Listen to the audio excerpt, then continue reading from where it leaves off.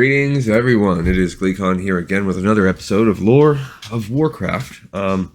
We are getting kind of close to the end of this book, The Rise of the Horde, and I don't think that we're going to quite get there today for the one, because happy 4th of July for those of you that live in America and the States and celebrate that. It's a tradition in my family, my extended family. We spend an unconscionable amount of money on fireworks and have a big show that I am a big part of. So I will not be able to get very many episodes done today. Certainly not an extra one to go above and beyond, but we should finish by tomorrow. Right now we're in that time of year where I can really crank a lot out. Anybody that's been following since the beginning of the year when this show started, as we've now been running for 6 months, half a year. But you'll notice that over the past month, I've upticked a lot. That's due to work. So should get a little bit more over this month as well. And then it'll be back to the grind. So stay a while and listen to chapter 19. When we left off last time, the Black Temple had been converted and some bad plans were afoot, which Ner'zhul warned Durotan about. We know from reading Chronicles that they want them to drink demon blood and really get the orcs all really full of that fell juices. Here we go. I am proud of my heritage. I am proud that I can name Durotan and Draka as my parents. I am proud that Orgrim Doomhammer called me friend and trusted me with the leadership of the people he loved. I am proud of my parents' courage, and at the same time, I wish there had been more they could do. But I am not in their place.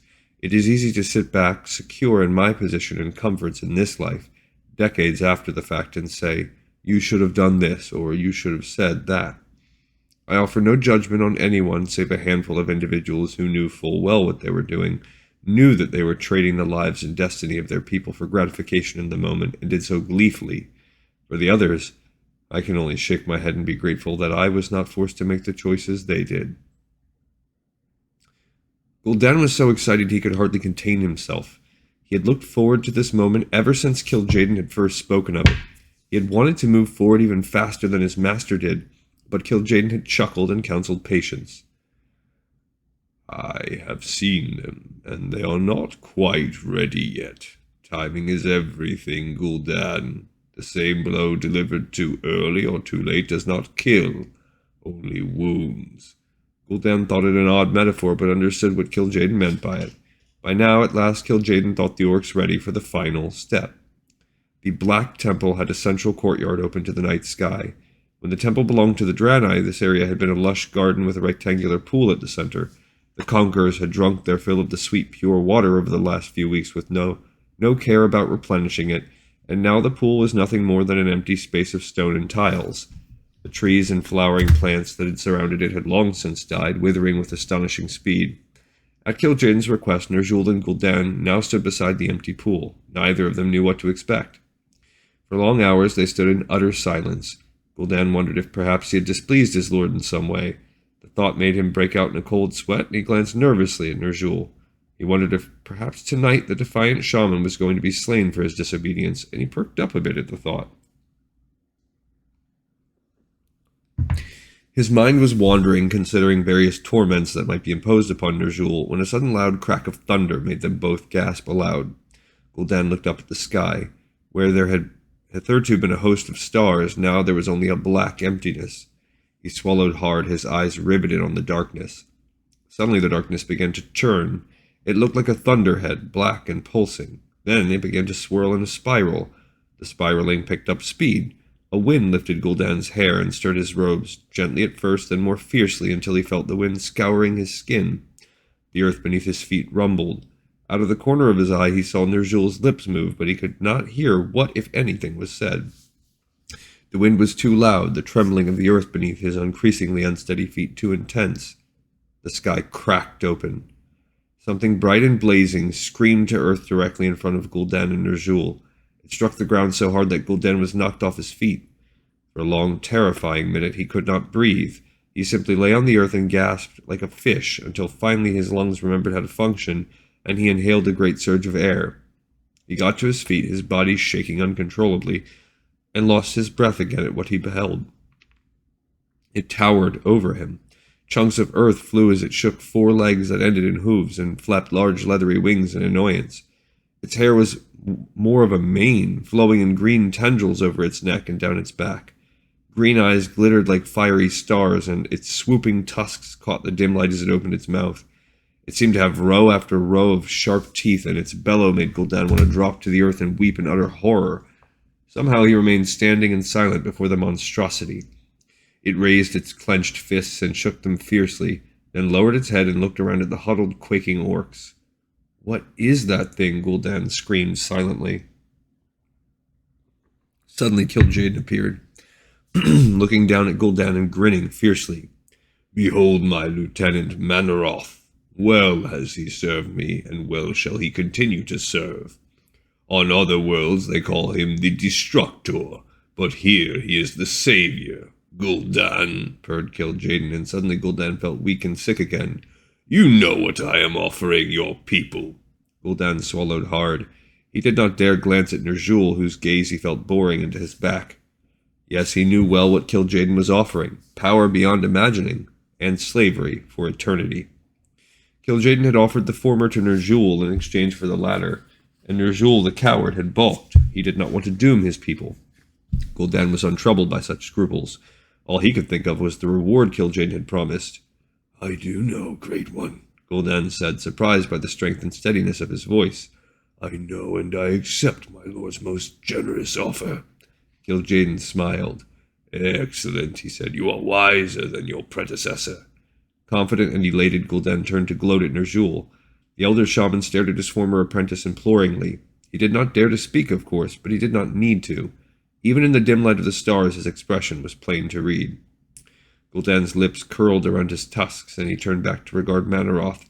He was still terribly imposing, but Gul'dan's fear had retreated in the face of his overwhelming desire for power.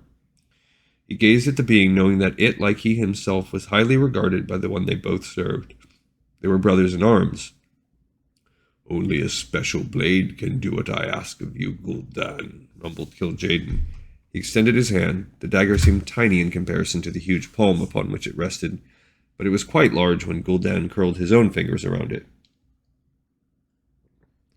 "This has been forged in the fires of the mountain in the distance," Kil'jaeden said, pointing to the smoking mountain. "My servants have worked long and hard to craft it. You know what to do, Mannoroth." The creature nodded its huge head, its tail moving to balance its bulk. It knelt on its front 2 feet and extended an arm. It turned its hand upward, exposing the comparatively softer flesh of its wrist. For a heartbeat, Gul'dan hesitated. What if this was some sort of trick or a test? What if Kil'jaeden really didn't want him to do this? What if he failed? What if Ner'zhul was right? "Gul'dan," said Kil'jaeden, "Mannoroth is known for many things. Patience is not among them." Mannoroth growled softly and his green eyes glinted. "I am eager to see what will happen. All of your people. Do it!" Gul'dan swallowed hard, lifted the blade, aimed its gleaming edge toward the flesh of Mannoroth's exposed wrist, and brought the knife down as hard as he could, and flew backward from the force of Mannoroth's blow as the creature bellowed in pain. Dazed, he lifted his head and blinked, trying to clear his vision. Liquid fire spouted from the wound, glowing a sickly greenish yellow as it pumped into the pool of the Draenei priests. The injury was tiny compared to the vastness of Mannoroth's body, but the blood flowed steadily as if from a waterfall. Faintly, Gul'dan was aware that Ner'zhul, the weakling, was crying. Gul'dan could not tear his eyes from the sight of the unholy blood pouring without ceasing from the creature who continued to roar and thrash in pain. He got to his feet and walked over to the edge of the pool, being very, very careful not to come into contact with the fluid spewing from the wound he himself had made. "Behold the blood of the Destructor," gloated Kil'jaeden. "It burns away all that will not serve you, Gul'dan. It cleanses all thoughts of hesitation, confusion, or uncertainty. It creates a hunger that can be directed any way you choose. Your little puppet thinks he rules the Horde, but he is wrong. The Shadow Council thinks they rule the Horde, but they are wrong." Gul'dan lifted his eyes from the pool of glowing green liquid that continued to pump from Mannoroth's injured arm to gaze raptly at Kil'jaeden. Gul'dan, it will soon be you who rules the Horde. They are ready. They thirst for what you will give them. Gul'dan again turned to look at the flowing liquid. Call to them to you. Quench their thirst and whet their hunger. The now familiar horn awakening the Horde and summoning them to the courtyard blew before dawn. Durotan had not been sleeping. He did not sleep much anymore. He and Draka rose without a word and began to dress. Suddenly he heard her inhale swiftly. He turned at once to see that she was staring at him, her eyes wide. "What is it?" he asked. Your skin, she said quietly. He looked down at his bare chest. His skin was dry and flaky as he scratched at it. The skin beneath it looked green. He remembered seeing the same tint on young Gunn's skin not so long ago. "It's just the light," he said, trying to reassure them both. They would not be so easily placated. Draka lifted her own arm and scratched. Her skin, too, was green. She lifted dark eyes to him. They both saw it. It was no trick of the light. "What is happening to us?" Draka asked. Durotan had no answer. They continued to dress in silence, and as he went outside to the courtyard to wait, Durotan's eyes kept traveling to his arm, the strange green hue of his skin hidden beneath dented metal armor. The announcement about the assembly had come yesterday afternoon during a training session with some of the younger orcs. Durotan still could not get used to seeing children who a few months earlier had barely been able to walk, now wielding swords and axes with extraordinary power. They seemed content with their new status, even pleased, but Durotan fought the urge to shake his head every time he saw them. Durotan found he could not even summon curiosity about their next target. It would be the same as before: slaughter, rage, defilement of corpses. Recently, even the bodies of slain Horde had been left where they had fallen, their weapons and armor taken to be used on a living body. Sometimes a friend or family member bowed over the corpse for a moment, but even that was happening less frequently. Gone were the days of bringing home the honored dead and placing them with deep ritual upon a funeral pyre, their spirits sent with all ceremony to join the ancestors. Now there was no time for rituals or pyres or the ancestors. There was no time for the dead. There was no time for anything, it would seem, but slaughtering Draenei and mending weapons and armor so the Horde could go out again to continue the task. He stood with dull eyes in the courtyard awaiting his orders. Blackhand rose to the gates of the citadel where they could see him clearly. There was a wind today, with nothing to block it in this desolate place. It caused the banners of the various clans to snap fiercely. "We have a long march ahead of us," Blackhand cried. "You were told to pack supplies. I hope you listened. Warriors, your weapons must be ready and your armor sound. Healers, you have ointments, potions, and bandages at hand. But before we march to war, we will march to glory." He lifted a hand and pointed off in the distance where the sullen mountain that jutted against the sky puffed black smoke. "That is our first destination. We will stand on the mountain, and what happens there will be remembered for 1,000 years. It will begin a time in which the orcs will know power that we have never before tasted." He paused to let this sink in and nodded, visibly pleased at the murmur that ran through the crowd. Durotan tensed. So it would be today. Never one to talk more than he needed to, Blackhand ended this rallying speech with, "Let us go!" The Horde surged forward eagerly, curious and excited by Durotan's words. Durotan looked quickly at Draka, who merely nodded her support of his plan. Then, forcing his heavy feet to move, he followed, caught up in the tide. There was a narrow, steep path that led partway up the smoky mountain to a large plateau. It looked to Durotan as if a chunk of the mountainside had been cut away with a clean sword strike, so unnaturally perfect was it. His skin crawled at the thought. Very little that came into his life these days was natural, it seemed. 3 large slabs of black polished stone lay in a row, partially embedded in the soil. They were beautiful but sinister at the same time. The orcs were weary after the long climb in the hot sun, wearing full armor and carrying weapons and supplies, and Durotan wondered what the logic behind this was. There seemed little point in exhausting the warriors before the battle. Perhaps the attack would come later, on the morrow when they were rested. To Durotan's surprise, once everyone had gathered and quieted, it was not Blackhand who addressed them, but Gul'dan. "It was not so very long ago," Gul'dan said, "that we were a scattered people. We came together only twice a year, and then only to sing and dance, and drum and hunt." He said the words in a voice dripping with contempt. Duratan looked down. For centuries the clans had come together at the Kasharg festival. It was not something foolish, as Gul'dan's tone of voice implied, but something sacred and powerful. It was what had kept the clans from attacking one another, but it might have been a lifetime ago by the way the orcs around him reacted.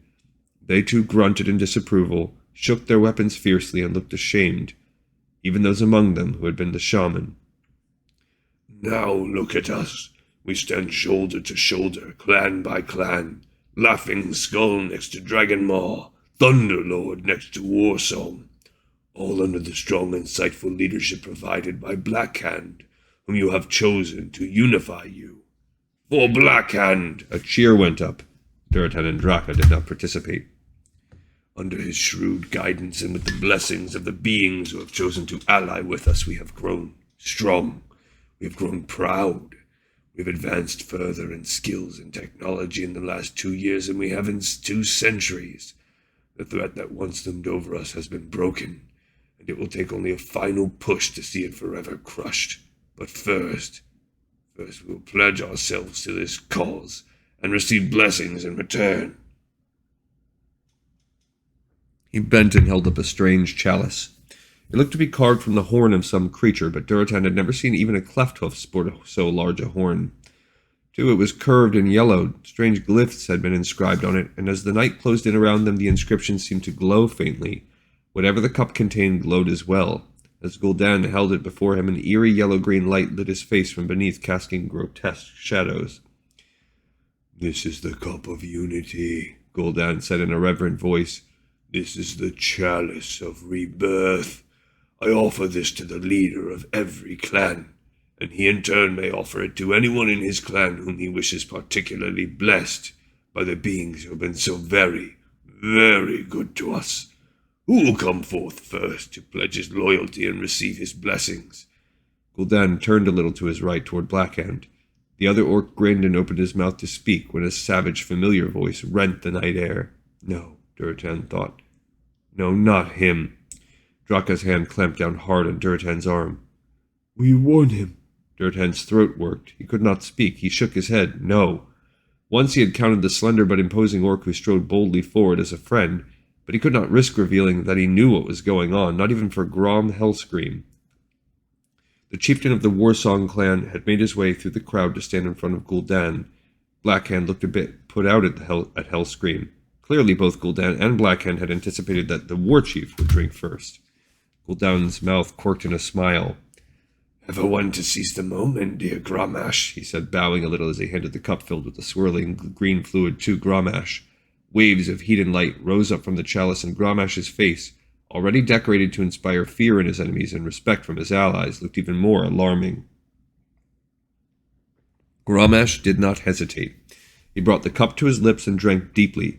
Duratan watched, straining to see the reaction. Perhaps, after all, the letter had not been sent by someone who wished him good. Perhaps it had been a trap. Gul'dan barely had time to take the chalice from Grommash before the other orc stiffened and shuddered. He doubled over for a moment, and the crowd murmured in worry. Duratan stared, horrified, as Grommash's hunched-over body pulsated and quivered. Before his eyes, Grommash's shoulders, slender for an orc's, broadened. His armor creaked as it settled over this newly powerful body. Slowly, Grommash straightened. Tall as ever he had been, reshaped by the green liquid to be stronger and thickly muscled, he looked out over the crowd. What Duratan could see of his face was smooth and healthy, and save for the tattooed jaw, completely green. Grommash threw his head back and shrieked again. The cry was louder than Duratan had ever heard it. It was almost like a knife made of sound that ripped through one's body and left one shattered and bleeding. Duratan covered his ears, as did nearly everyone else, but he could not tear his gaze from Grommash's face. Grommash's eyes now glowed red. "How do you feel, Grommash Hellscream of the Warsong clan?" asked Gul'dan with peculiar mildness.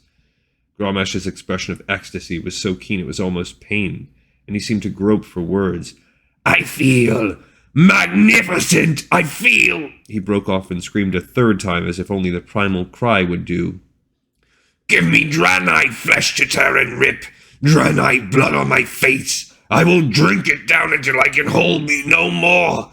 Give me their blood!" His chest heaved with the passion of his emotions, his fists clenching and unclenching. He looked prepared to attack an entire city with nothing but his bare hands, and Duratan thought he would win that battle. Hellscream motioned to his clan.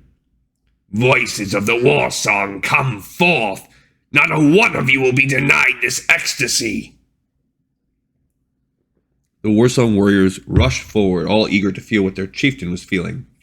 The cup was passed around, and one by one they drank. Each one shuddered for a moment in deep pain. Each one passed through that pain to apparent delight and obviously increased strength, and the eyes of everyone who drank turned a blazing red. Blackhand watched, his frown increasing. Then the last of the war songs had drunk from the cup. He grunted. I will drink, he demanded, seizing the cup and swigging down a great gulp. Blackhand clutched his throat for a moment but stayed completely silent, while whatever dark magic was in the cup did its hellish duty. He had removed his armor, and the muscles rippling and growing beneath his taut green skin were clearly visible. Red eyes glowed when he finally looked up. He motioned to his sons, and Maim and Ren shoved other orcs perfunctorily out of their way as they rushed forward. Duratan saw Griselda, Blackhand's only daughter, hesitate before she too stepped up to drink. Blackhand sneered at her. Not you, he snarled. Griselda drew back as if struck. Duratan, who had always been fond of the girl, breathed a sigh of relief. Blackhand intended to shame her. Instead, he was unwittingly giving her a great gift. Blackhand motioned to Orgrim. Come, friend Orgrim, drink with me. Even now, as his best and oldest friend was being summoned to drink the dark liquid, Duratan could not speak. But thankfully he did not need to. Orgrim bowed his head. My chieftain, I will not take that glory from you. I am your second, not chieftain. I do not seek that position. Duratan sagged with relief. Orgrim saw what Duratan had seen, even though he was not privy to the information Duratan had been given. He was not a fool. He owned his own soul, and he would not surrender it for the sort of power that racked the body and made the eyes burn with such a sinister gleam. Now the other chieftains lined up, anxious for this blessing that had so excited two of their most famous and respected chieftains. Duratan did not move. Drekthar leaned in and whispered, My chieftain, do you not wish the blessing? Duratan shook his head. No, nor will I permit any of my clan to drink. Drekthar blinked, shocked. But, Duratan, it is obvious that this drink grants great power and passion. You would be a fool not to drink it. Duratan shook his head, recalling the contents of the letter. He had been skeptical at first. Now he was certain. I would be a fool if I did, he said quietly, and when Drekthar tried to protest, he silenced the former shaman with a look. Unbidden and unexpected, words from the Draenei prophet Velen floated back to Duratan. We chose not to sell our people into slavery, and for that we were exiled. Duratan knew in his bones that once the orcs had drunk from this chalice, their will was no longer theirs. Gul'dan was doing exactly what the leaders on the Draenei's homeworld had done. He had sold his people into slavery. History was repeating itself. Now it was Duratan who defied his leaders for the sake of his people. Perhaps he and his clan, like the Draenei, would soon be exiled ones. It did not matter.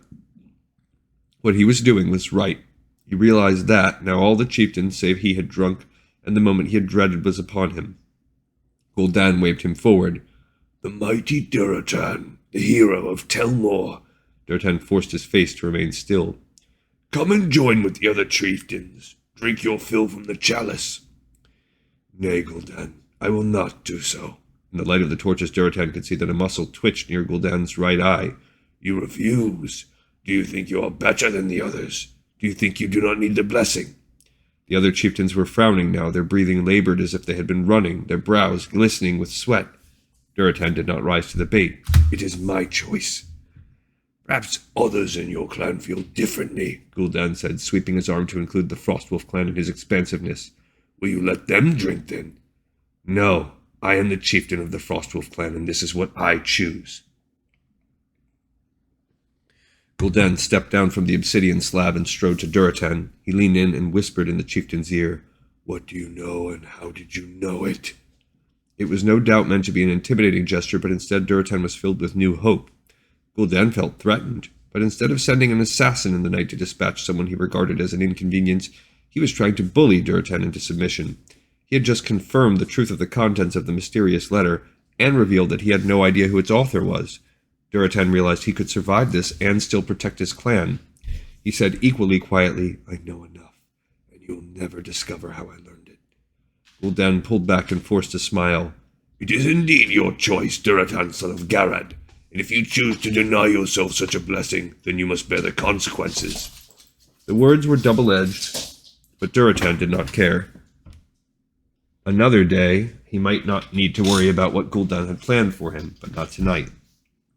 Gul'dan returned to his position and cried out to the crowd, All who wish the blessing of the mighty Kil'jaeden our benefactor have received it.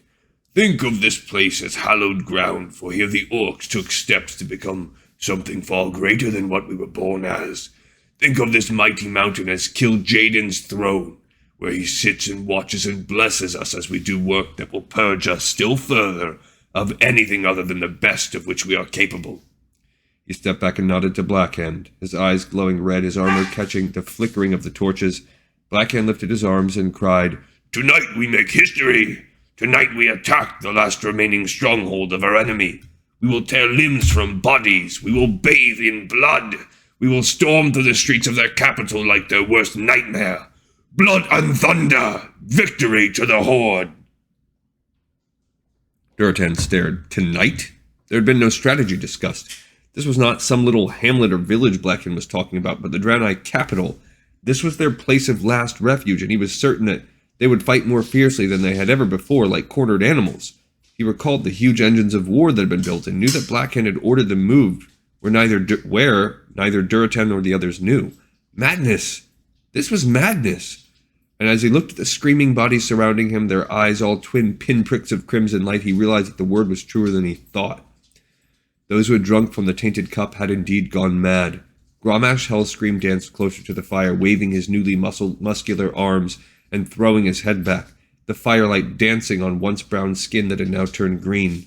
Durotan, sick and dazed with horror, looked into glowing red eyes that were so akin to those of the enslaved creatures the warlocks commanded.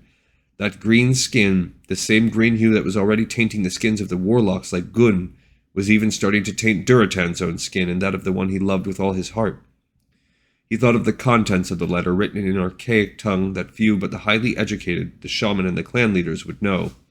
You will be asked to drink. Refuse. It is the blood of twisted souls, and it will twist yours and those of all who imbibe. It will enslave you forever. By the love of all we once held dear, refuse. The ancient language had a single word for twisted souls. These were the things that were held in check by the warlock's will, but just barely. The fluid that had passed the blood of Durotan had called both friend and foe, had been the blood of one such, and Durotan watched as the twisted souls that the orcs now were somehow bound to danced insanely in the torchlight before racing down the mountains to run, fueled with unnatural rage and energy, to attack the most fortified city this world had ever seen. Twisted souls, demons. Alrighty. Another key beat that matches up with both the Chronicles and, obviously what we're reading. They have now drank the blood of the demons. Grommash Hellscream went first. They got jacked. Their skin is now fully green. They're going to march on Shattrath. So, we are getting near the book. The climax of the book, I'm guessing, is going to be this attack on Shattrath. We have about 4 chapters to go. Well, 3 and an epilogue. So one of those is going to be taken up by this attack with Shattrath, with the couple. I don't know. I do know that eventually the Frostwolf clan is exiled, but I don't think that happens yet. I don't know that it's going to be happening in this book. If so, we've got to start. I would guess that we're going to attack Shattrath, take that off. Velen's going to escape, and then we're going to start moving towards the building of the Dark Portal. Things might grow bad for our heroes, Durotan, Draka, Orgrim, in the time being. All right, another episode in the pipes, 5x5. Thank you so much for listening. I hope you have a great day, and I'll see you on the next episode of Lore of Warcraft.